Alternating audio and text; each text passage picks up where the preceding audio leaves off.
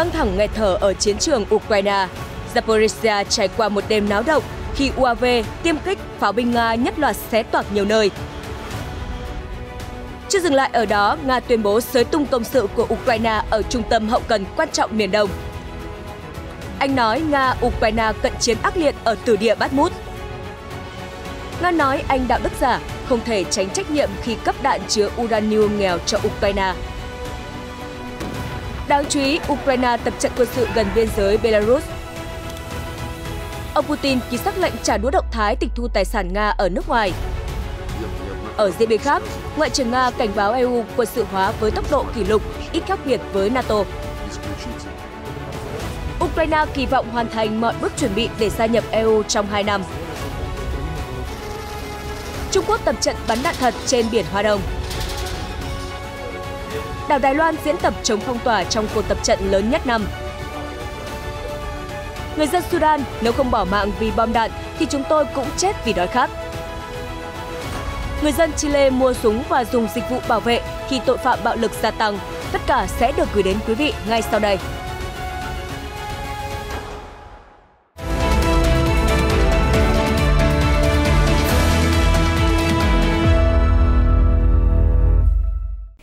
Chào mừng quý vị và các bạn đến với chương trình tin quốc tế. Thưa quý vị, chiến sự Đông Âu vẫn khốc liệt và cam go, bất chấp tổn thất nặng nề cho cả Nga và Ukraine. Các đòn tấn công dữ dội tiếp diễn. Theo Ukrainska Pravda, quân đội Nga đã tiến hành 67 đòn công kích vào các thị trấn, làng mạc ở vùng Zaporizhzhia lúc rạng sáng ngày 26 tháng 4. Nhiều công trình bị phá hủy nặng nề, khói lửa lan tràn.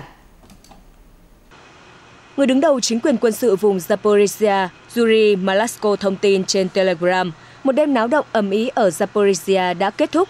Quân địch tung 67 đòn tấn công vào 19 thị trấn, làng xã, pháo kích 53 lần, tấn công 6 lần bằng hệ thống tên lửa.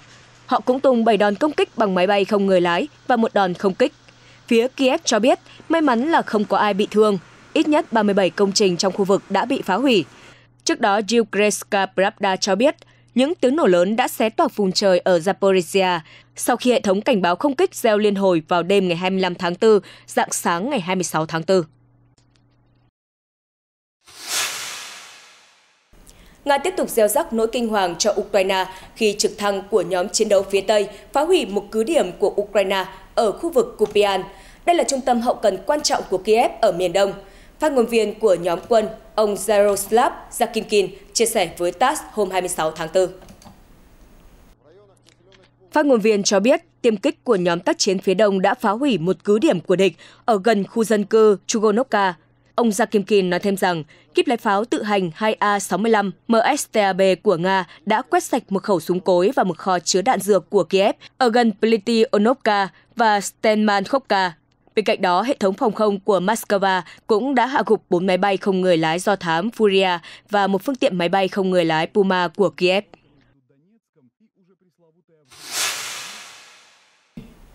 Còn ở vũng lầy máu Bakhmut, Bộ Quốc phòng Anh hôm 26 tháng 4 cho biết các cuộc giao tranh ác liệt tầm ngắn diễn ra ở các quận phía Tây. Những biến chuyển gần đây chủ yếu xảy ra ở các vùng lân cận thành phố.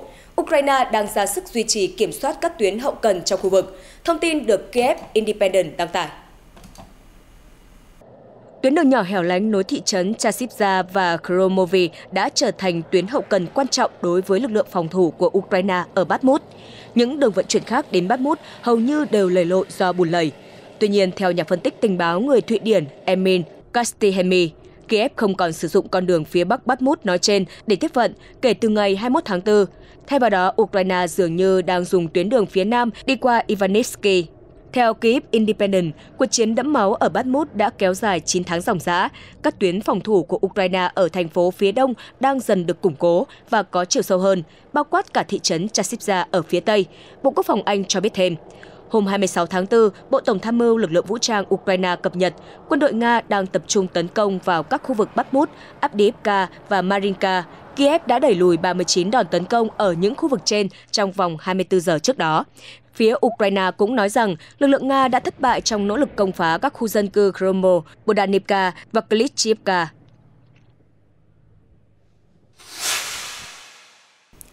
Sau khi thăm các phòng tuyến ở Bakhmut, chỉ huy lực lượng tác chiến đặc biệt của Ukraine Viktor Khorenko mô tả tình hình đang vô cùng phức tạp. Văn phòng báo chí của lực lượng cho biết hôm 26 tháng 4. Theo TASS, văn phòng báo chí của lực lượng tác chiến đặc biệt Ukraine dẫn lời chỉ huy Khorenko thừa nhận, thực sự tình hình ở Bakhmut rất phức tạp. Thư ký Hội đồng Quốc phòng và An ninh Quốc gia Ukraine Alexei Danilov hôm 25 tháng 4 nói rằng tình hình ở Bakhmut liên tục được các chỉ huy cấp cao thảo luận trong các cuộc họp diễn ra 2 hoặc 3 lần mỗi tuần tại trụ sở Tổng tư lệnh tối cao. Tổng thống Volodymyr Zelensky cũng đã tổ chức cuộc họp tại trụ sở và bàn về những chuyển biến phức tạp ở mặt trận Bakhmut-Kamgor. Hồi đầu tháng, lãnh đạo tập đoàn lính đánh thuê Wagner của Nga, ông Yevgeny Prigozhin nói rằng cờ Nga đã được cắm tại trụ sở hành chính của Bakhmut. Đến giữa tháng này, ông Yan Gazin, cố vấn của lãnh đạo nước Cộng hòa Nhân dân Donetsk tự xưng, nói với TASS rằng lực lượng Nga đã kiểm soát hầu như 90% lãnh thổ Bakhmut. Tuy nhiên, Ukraine bác bỏ và khẳng định lực lượng nước này vẫn đang bám trụ và ngăn Nga kiểm soát thành phố.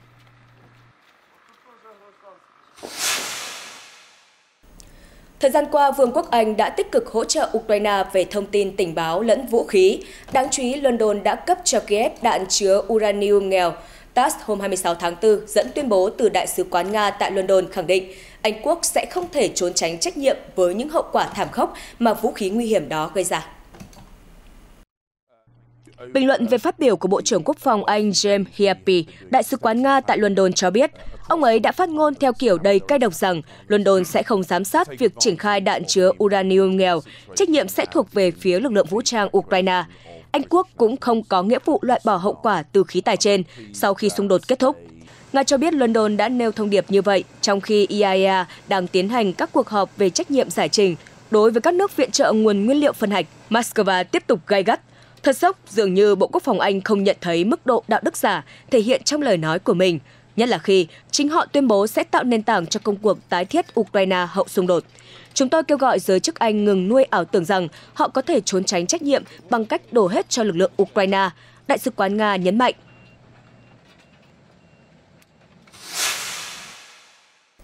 Đáng chú ý, lực lượng bảo vệ lãnh thổ Ukraine đã tổ chức tập trận ở vùng Zhytomyr, ngay sát biên giới với Belarus vào hôm 25 tháng 4. Reuters hôm 26 tháng 4 đưa tin, chuyên gia huấn luyện cho biết, thông qua cuộc tập trận, các binh sĩ Ukraine đã học được quy trình sử dụng vũ khí an toàn, di chuyển theo đội hình và tham gia khóa đào tạo thực hành tác chiến. Một nội dung khác trong cuộc tập trận là vô hiệu hóa thiết bị của đối phương cùng các nỗ lực tấn công, hoạt động rút quân và sơ tán thương binh. Trong khi đó, Bộ Quốc phòng Nga cho biết binh lính của Belarus đang được Moscow đào tạo sử dụng tổ hợp tên lửa đạn đạo chiến thuật có thể mang vũ khí hạt nhân. Phía Moscow tuyên bố các kíp lái của Belarus được trang bị hệ thống tên lửa chiến thuật Iskander-M đã được đào tạo kể từ đầu tháng 3 tại một thao trường ở quân khu phía Tây. Binh lính của Minsk đã thể hiện xuất sắc và sẵn sàng thực hiện các nhiệm vụ được giao.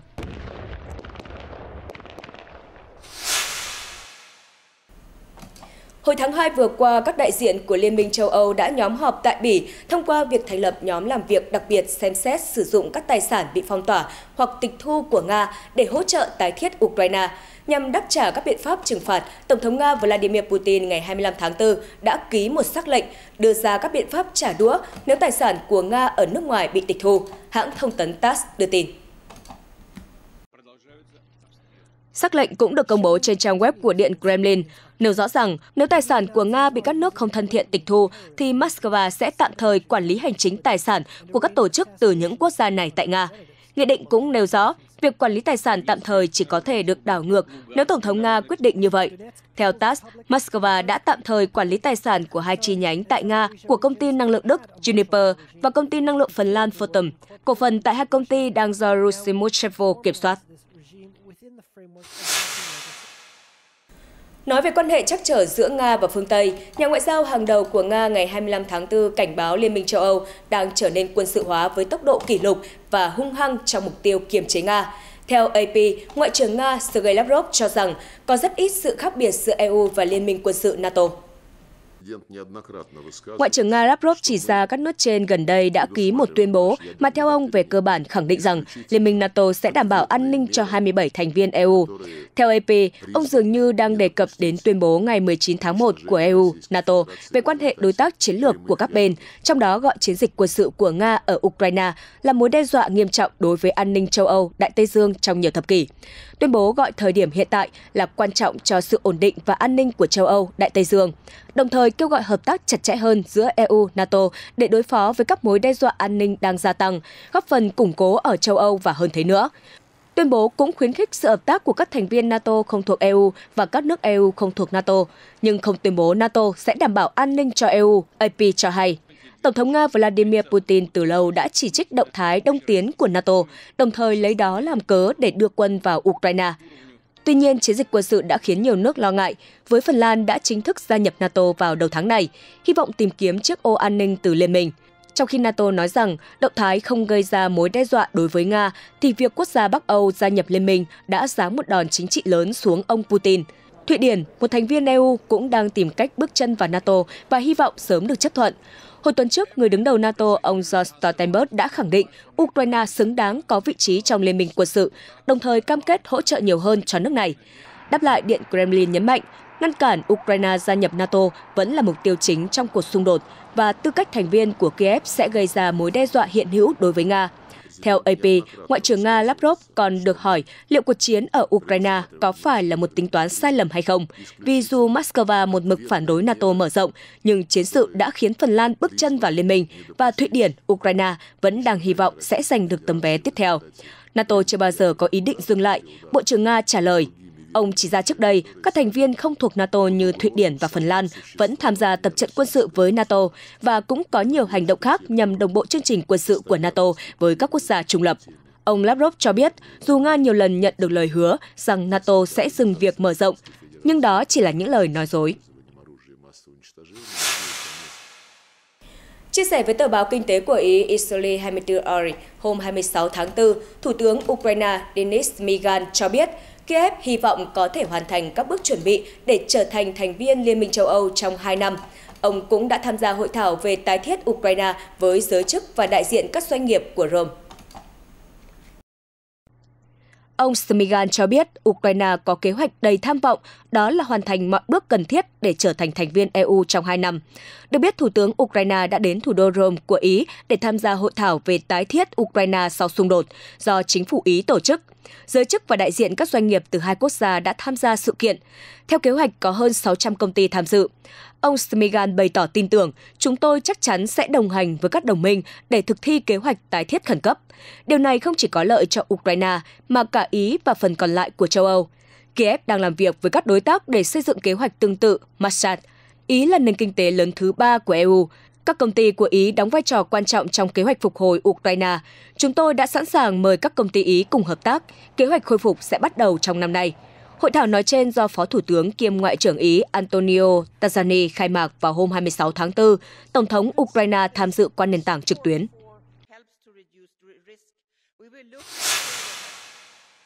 Thưa quý vị, Cục An toàn Hàng hải Trung Quốc cho biết quốc gia này sẽ tổ chức các cuộc tập trận bắn đạn thật tại một trong những khu vực trên biển Hoa Đông. Hãng tin Sputnik News cho hay cuộc tập trận được tiến hành trong ngày 26 tháng 4, từ 11 giờ sáng đến 6 giờ 30 chiều theo giờ địa phương. Cục An toàn Hàng hải Trung Quốc cho biết các tàu sẽ bị cấm trong khung thời gian nói trên nhưng không cung cấp thông tin chi tiết về khu vực tập trận. Theo Sputnik News, tình hình căng thẳng xung quanh eo biển Đài Loan lại tiếp tục leo thang trong thời gian gần đây, sau cuộc hội đàm giữa lãnh đạo Đài Loan Thái Anh Văn và Chủ tịch Hạ viện Mỹ Kevin McCarthy vào đầu tháng. Trung Quốc tiến hành một cuộc tập trận quy mô lớn kéo dài 3 ngày, một hành vi có mục đích cảnh báo phe ly khai đảo Đài Loan và các cường quốc nước ngoài. Được biết, Đài Loan tuyên bố độc lập với Trung Quốc từ năm 1949, nhưng Bắc Kinh vẫn xem hòn đảo này là một phần lãnh thổ. Bắc Kinh phản đối bất kỳ mối liên hệ chính thức nào giữa các quốc gia nước ngoài với Đài Bắc và coi chủ quyền của Trung Quốc đối với Đài Loan là không thể tranh cãi. Ở một diễn biến khác, Văn phòng Sự vụ Đài Loan của Trung Quốc cũng vừa chỉ trích gay gắt việc EU kêu gọi hải quân các quốc gia thành viên tham gia tuần tra ở eo biển Đài Loan. Reuters hôm 26 tháng 4 dẫn lời bà Chu Phượng Liên, phát ngôn viên Văn phòng Sự vụ Đài Loan của Trung Quốc cho biết, các phòng ban liên quan đã được chuẩn bị kỹ lưỡng để phản ứng khi cần thiết. Các nhà chức trách cũng duy trì tinh thần cảnh giác cao độ để ứng phó với bất kỳ hoạt động nào gây ra mối đe dọa đối với chủ quyền và lãnh thổ của Trung Quốc. Reuters cho hay, thời gian gần đây, lực lượng hải quân và không quân Trung Quốc đã thực hiện nhiều cuộc tập trận ở eo biển Đài Loan, khiến các quốc gia châu Âu lên tiếng chỉ trích. Trong bài xã luận hôm 23 tháng 4 trên tờ Le Journal du Dimanche của Pháp, người phụ trách chính sách đối ngoại của EU, ông Joseph Borrell đã lên tiếng thúc giục hải quân các nước châu Âu nên tham gia nhiều hơn vào những hoạt động tuần tra ở eo biển Đài Loan. Chuyển sang các tin tức khác. Thưa quý vị, cuộc tập trận Hán Quang thường niên của đảo Đài Loan sắp diễn ra. Theo Reuters, năm nay nội dung diễn tập chú trọng vào năng lực phá vòng vây phong tỏa và triển khai lực lượng dự bị. Cơ quan phòng vệ đảo Đài Loan hôm 26 tháng 4 cho biết cuộc tập trận Hán Quang năm nay sẽ tập trung vào năng lực chống phong tỏa và duy trì khả năng chiến đấu của các lực lượng. Kế hoạch nói trên có tính đến các cuộc tập trận gần đây của Trung Quốc với nội dung bao gồm phong tỏa Đài Loan và oanh kích chính xác ở hòn đảo. Trung Quốc xem Đài Loan là một phần lãnh thổ không thể tách rời và đã tập trận lớn xung quanh khu vực để thể hiện sự bất bình sau khi lãnh đạo Đài Loan Thái Anh Văn gặp Chủ tịch Hạ viện Hoa Kỳ Kevin McCarthy ở Los Angeles vào đầu tháng 4.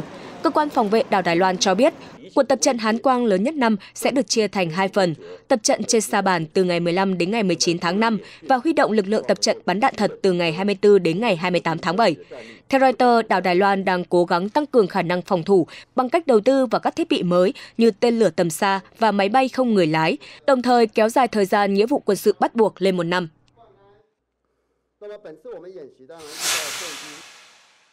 Thưa quý vị, Tổng thống Yoon Suk Yeol vừa được tiếp đón vô cùng long trọng khi đến Mỹ trong chuyến công du kéo dài 6 ngày. Tuy nhiên, vụ rò rỉ tài liệu mật gần đây có thể sẽ phủ bóng đen lên cuộc hội đàm giữa chính phủ hai nước. Hãng tin Sputnik News cho hay, trong ngày đầu tiên Tổng thống Yoon Suk Yeol đến Mỹ, hai nước đã ký một tuyên bố chung về hợp tác trong lĩnh vực liên lạc và điều hướng không gian, khi điểm đến đầu tiên của Tổng thống Yeol là trung tâm không gian Goddard của NASA. Cũng trong ngày 25 tháng 4, General Motors của Mỹ và Samsung của Hàn Quốc công bố một dự án xây dựng nhà máy sản xuất pin cho xe điện ở Mỹ với trị giá 3 tỷ đô la. Theo Sputnik News, các nội dung quan trọng hơn được lãnh đạo hai quốc gia thảo luận trong ngày 26 tháng 4 khi Tổng thống John đến Nhà Trắng để hội đàm cùng Tổng thống Biden. Cụ thể, lãnh đạo hai bên có thể tham vấn chặt chẽ về vấn đề Triều Tiên khi Bình Nhưỡng tiếp tục phát triển năng lực hạt nhân và tên lửa suốt thời gian qua. Ngoài ra, các nhà lãnh đạo Hoa Kỳ cũng gửi lời mời để Tổng thống John phát biểu tại một cuộc họp của Quốc hội trong ngày 27 tháng 4. Theo đó, Tổng thống Hàn Quốc cần thảo luận với các quan chức Hoa Kỳ về tình hình ở Ukraine khi các tài liệu mật bị rò rỉ cho thấy Seoul đang chịu sức ép buộc phải viện trợ cho Kiev dưới sự thúc giục của các quốc gia phương Tây. Mặc dù trong cuộc phỏng vấn phát sóng ngày 25 tháng 4, Tổng thống John khẳng định sự cố này không làm ảnh hưởng đến lòng tin giữa Hoa Kỳ và Hàn Quốc, nhưng xung đột giữa Nga và Ukraine vẫn là vấn đề gây tranh cãi. Vào tuần trước, một quan chức Hàn Quốc cho biết Seoul không cung cấp vũ khí cho Ukraine vì muốn ổn định mối quan hệ với Moscow. Được biết, từ khi Nga khởi động chiến dịch quân sự đặc biệt ở Ukraine, các nước phương Tây đã cung cấp cho Kiev nhiều loại hệ thống vũ khí khác nhau, bao gồm tên lửa phòng không, hệ thống tên lửa phóng loạt, xe tăng, pháo tự hành và súng phòng không. Hàn Quốc cũng là quốc gia có năng lực sản xuất vũ khí, nhưng Moscow từng cảnh báo nếu Seoul gửi viện trợ quân sự cho Kiev, mối quan hệ giữa Hàn Quốc với Nga sẽ chịu nhiều tác động tiêu cực. Thưa quý vị, cựu cố vấn an ninh quốc gia John Bolton vừa lên tiếng kêu gọi Mỹ nên tái triển khai vũ khí hạt nhân tới Hàn Quốc, một động thái mà ông cho rằng sẽ giúp bảo vệ an ninh cho đồng minh chủ chốt của Washington ở khu vực châu Á. Đài RT hôm 26 tháng 4 dẫn lời ông John Bolton trên một diễn đàn của Viện Nghiên cứu Chính sách ASEAN tại Seoul cho rằng việc tái triển khai vũ khí hạt nhân chiến thuật ở Hàn Quốc sẽ cho thấy quyết tâm của Mỹ trong việc ngăn chặn Triều Tiên. Ngoài ra, theo ông John Bolton, cần thiết lập một cấu trúc phòng vệ mang tính tập thể ở khu vực Đông Á và khu vực Ấn Độ-Thái Bình Dương. Không chỉ vì yếu tố hạt nhân mà các quốc gia cần nhận thấy phải đối phó với mối đe dọa từ Trung Quốc và Triều Tiên. Càng nhiều đối tác tham gia, sức mạnh phòng thủ càng tốt hơn, ông John Bolton nhận định. Bình luận của ông Bolton được đưa ra khi Tổng thống Hàn Quốc Yoon suk yeol có chuyến công du đến Washington hôm 24 tháng 4. Theo dự kiến, Tổng thống Yoon sẽ có cuộc hội đàm với Tổng thống Joe Biden và giải pháp răn đe mở rộng đối với chương trình hạt nhân của Triều Tiên có thể là chủ đề trọng tâm. Được biết, Bình Nhưỡng đã tiến hành một loạt vụ thử tên lửa đạn đạo trong những tháng gần đây, với tuyên bố các chương trình thử nghiệm vũ khí có mục đích tăng cường năng lực phòng thủ và bảo vệ toàn vẹn lãnh thổ trước các mối đe dọa từ Mỹ.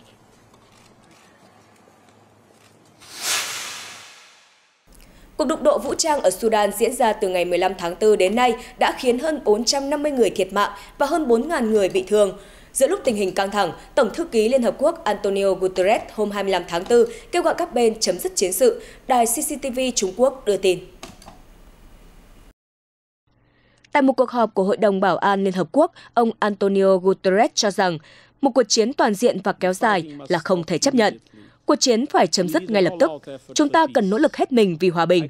Tôi kêu gọi các bên tham gia cuộc xung đột, các tướng Abdel Fattah al-Burhan và tướng Mohammed Hamdan Dagalo Hemedti, lực lượng vũ trang Sudan và các lực lượng hỗ trợ nhanh ngừng ngay hành động nổ súng. Các nhà lãnh đạo Sudan có nhiệm vụ đặt lợi ích của người dân lên hàng đầu. Cuộc xung đột không thể giải quyết bằng tính mạng của người dân Sudan, ông Guterres khẳng định. Đặc phái viên của Liên Hợp Quốc về Sudan, Volker Perthes, nói với Hội đồng Bảo an rằng không có dấu hiệu nào cho thấy các bên tham chiến sẵn sàng đàm phán nghiêm túc. Theo ông, hai bên đều tự tin về khả năng giành chiến thắng trước đối phương.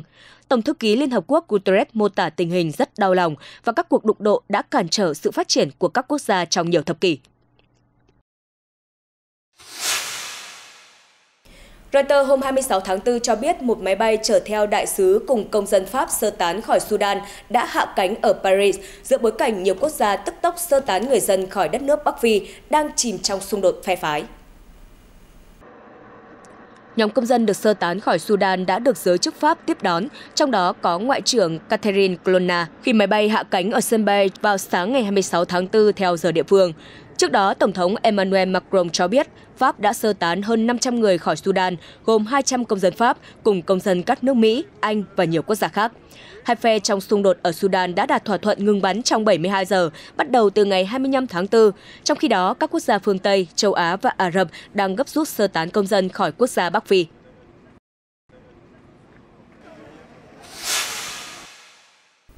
Cũng liên quan đến tình hình ở Sudan, sau hơn một tuần xung đột nổ ra, người dân ở quốc gia này tiếp tục khốn đốn trong tình trạng thiếu thốn trăm bề.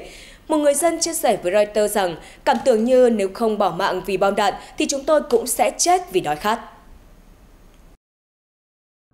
Sau một tuần giao tranh bùng nổ, Banda Dorenbay cho biết nguồn cung thực phẩm gần như đã cạn kiệt, anh ấy chỉ có thể ra ngoài tìm một số thức uống khi chiến sự tạm lắng. Trong khi đó, xung đột vẫn chưa có dấu hiệu ngừng lại. Thành phố Bari mà Dorenbay đang sống đã hóa thành vùng chiến sự. Dorenbay, 26 tuổi, là một nhà nghiên cứu dữ liệu, đồng thời là giáo viên vật lý thời vụ, chia sẻ với Reuters qua nền tảng Zoom rằng anh muốn rời khỏi Bari, thành phố lân cận thủ đô Khartoum, và tìm nơi trú ẩn an toàn hơn, nhưng không thể vì nhiên liệu đang vô cùng khan hiếm. Anh mô tả Bari đang trở thành thành phố ma khi quân đội Sudan và lực lượng bán quân sự hỗ trợ nhanh chính thức tuyên chiến. Tôi cảm giác như nếu không chết vì bom đạn thì chúng tôi cũng sẽ chết vì đói khát. Mọi người đều sợ hãi, nhưng chúng tôi vẫn cố gắng bám trụ. Dorenbay nói và cho biết thêm, trong lúc chia sẻ với Reuters, anh có thể nghe thấy tiếng bom đạn vang rền, mặc dù các bên giao tranh đã đạt thỏa thuận ngừng bắn trong vòng 72 tiếng kể từ hôm 24 tháng 4. Cho đến nay đã có ít nhất 459 người thiệt mạng kể từ khi xung đột bùng nổ do cuộc tranh giành quyền lực giữa quân đội và lực lượng hỗ trợ nhanh. Các đại sứ quán đóng cửa, đại sứ và người nước ngoài cũng như nhân viên của Liên Hợp Quốc đã được sơ tán bằng các chuyến bay và chuyến xe đặc biệt. Trong khi đó, nhiều người Sudan cho biết họ đã bị bỏ rơi và phải tự bảo vệ lấy mình.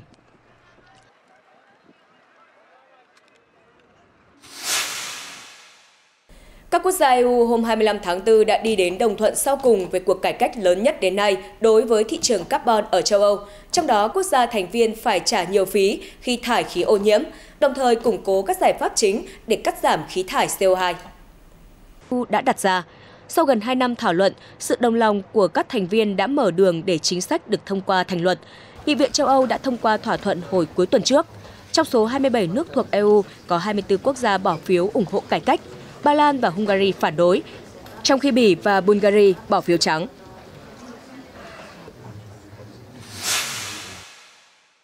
Thưa quý vị, hôm 25 tháng 4, Tổng thống Brazil, ông Luiz Inácio Lula da Silva đã công du Bồ Đào Nha và làm dấy lên một cuộc biểu tình ngay tại nước chủ nhà. Những người Brazil sống ở Bồ Đào Nha không có thiện cảm với ông Lula, cho rằng chuyến thăm của ông là đạo đức giả. Trong khi đó, nhóm người ủng hộ ông Lula lại ca ngợi ông là cứu tinh của dân tộc. Theo Reuters, trong chuyến công du đầu tiên đến châu Âu kể từ khi nhậm chức Tổng thống, nhà lãnh đạo cánh tả của Brazil đã tham dự lễ kỷ niệm cuộc cách mạng cẩm chướng của Bồ Đào Nha, lật đổ nhà độc tài Antonio de Oliveira Salazar. Đảng cánh hữu Chega của Bồ Đào Nha đã tổ chức một cuộc biểu tình phản đối ông Lula. Họ la hét rằng ông Lula nên bị tống vào tù, tức ám chỉ ông phải bị ngồi tù vào năm 2018 do tội nhận hối lộ. Cáo buộc đã bị bác bỏ vào năm 2021. Đến năm 2022, ông Lula giành chiến thắng trong cuộc bầu cử tổng thống, đánh bại nhà lãnh đạo cánh hữu Jair Bolsonaro. Tania Zimene, một người Brazil đã chuyển đến Bồ Đào Nha sinh sống, nói rằng: "Tôi cảm thấy chuyến thăm của ông Lula là điều tai tiếng. Ông ta là một tên trộm quốc tế." Khi ông Lula phát biểu tại Quốc hội Bồ Đào Nha, các nhà lập pháp của đảng Chega đã đấm vào bàn và nói rằng tham nhũng đủ rồi. Đáng chú ý, 3 trong số họ đã vẫy cờ Ukraine sau khi ông Lula giận dữ, do một số nghị sĩ cho rằng cả Nga và Ukraine đều phải chịu trách nhiệm cho cuộc xung đột ở Đông Âu. Tổng thống Lula nói, nền dân chủ của Brazil gần đây đã bị đe dọa nghiêm trọng. Các phe đối lập muốn đưa đất nước trở về 50 năm trước. Tôi muốn cho các người biết rằng nền dân chủ của người Brazil bền vững. Những người biểu tình cầm hoa cẩm chướng nhảy múa, trong khi nhóm ủng hộ ông Lula reo mừng khi thấy ông bước vào tòa nhà Quốc hội và hô vang, chủ nghĩa phát xít sẽ không bao giờ trở lại. Hôm nay tôi đã khóc khi nghe quốc ca, vì tôi cảm nhận được rằng một đất nước Brazil thực sự đã trở lại. Daniela Albuquerque, người Brazil đã định cư ở Bồ Đào Nha 5 năm, chia sẻ. Còn tại Chile, khi tình trạng tội phạm bạo lực gia tăng, người dân phải tự mua súng và sử dụng dịch vụ bảo vệ tư nhân để đảm bảo an toàn cho tính mạng và tài sản của mình. Reuters cho biết, trường hợp của Castillo là một ví dụ điển hình. Sau khi chiếc xe bán tải bị các tội phạm cưỡng chế và cướp đi bằng súng hồi tháng 6, Javiera Castillo cùng chồng đã quyết định học cách bắn súng lục để có thể tự kháng cự nếu tội phạm tiếp tục manh động. Không chỉ Castillo, nhiều người dân Chile khác cũng lo lắng khi tình trạng bạo lực ngày càng gia tăng và giới chức chưa hành động quyết liệt để chấm dứt cơn ác mộng đó. Chia sẻ với Reuters, cô Castillo cho biết, quanh khu vực chúng tôi ở có rất nhiều tội phạm, do đó việc thủ sẵn một khẩu súng trong nhà là rất cần thiết. Sau khi tham gia các lớp đào tạo kỹ năng bắn súng, chúng tôi không còn sợ hãi nữa.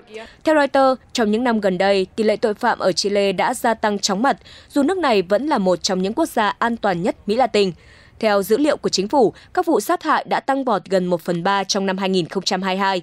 Đây là mức tăng cao nhất ở Mỹ Latin, trong khi số vụ trộm có dùng bạo lực đã tăng 63% và các vụ bắt cóc tăng kỷ lục 77%. Đám đông người dân Israel đã xuống đường biểu tình ở Tel Aviv hôm 25 tháng 4, tức là một ngày trước lễ Quốc khánh vào ngày 26 tháng 4, giữa bối cảnh đất nước đối mặt với cuộc khủng hoảng tư pháp. Reuters cho biết năm nay Israel kỷ niệm 75 năm giành độc lập trong tình trạng bất ổn do vật lộn với bài toán khủng hoảng tư pháp, dẫn đến sự chia rẽ xã hội sâu sắc nhất kể từ khi lập quốc vào năm 1948. Adudat, 23 tuổi, đã mang theo quốc kỳ tham gia biểu tình cho biết, đây có thể là ngày Quốc khánh yên ổn cuối cùng. Đến năm sau, có lẽ mọi thứ sẽ hoàn toàn thay đổi, sẽ có những luật lệ hoặc các hạn chế khác.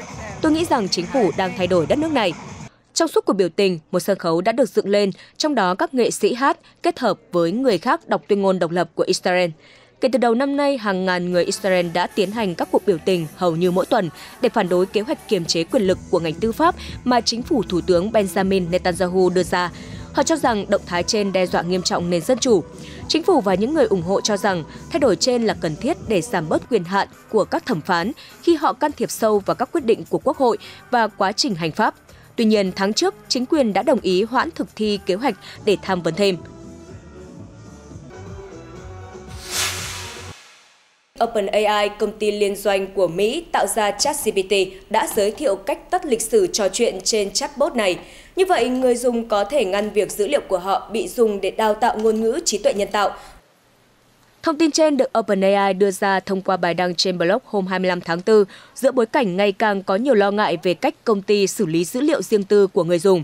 OpenAI cho biết đã triển khai chức năng mới, trong đó nội dung của trò chuyện được hình thành khi lịch sử trò chuyện đã tắt, sẽ không được dùng để đào tạo mô hình ngôn ngữ AI của ChatGPT. Hồi tháng trước, Cơ quan Bảo vệ Dữ liệu của Ý đã cấm sử dụng ChatGPT do lo ngại cách chatbot này xử lý dữ liệu cá nhân của người dùng. Các quan chức cho biết, việc thu thập dữ liệu khổng lồ để tạo phần mềm có thể vi phạm luật riêng tư của Ý.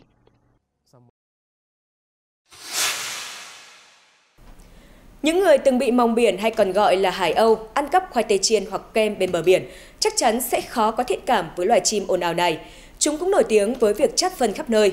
Nhưng vào Chủ nhật ngày 23 tháng 4, tại thị trấn ven biển Diepener của Bỉ đã tổ chức một cuộc thi bắt chước loài chim này nhằm góp phần thay đổi hình ảnh về mòng biển, một loài chim bị nhiều người xem là loài gây hại. Khoảng 50 người tham gia bao gồm cả những người lần đầu tham gia và những người dự thi trở lại, được đánh giá dựa trên kỹ năng bắt chước tiếng kêu và các cử động của mòng biển. Thí sinh lần đầu tiên tham gia, anh Jamo, sinh viên kiến trúc 21 tuổi, đến từ Eindhoven, Hà Lan, đã giành được vương miện dành cho người bắt chước mòng biển giỏi nhất. Tiếng kêu của anh ấy nghe giống hệt tiếng kêu của loài mòng biển. Ông Jasey, trưởng ban giám khảo và cũng là người đứng đầu bộ phận truyền thông của Viện Hàng hải Flanders, nói với Reuters: "Chúng tôi nghĩ tại sao lại không dành nhiều thiện cảm hơn cho loài mòng biển đó được nhỉ? Vì chúng là một phần của bờ biển, không có bờ biển nào mà không có mòng biển."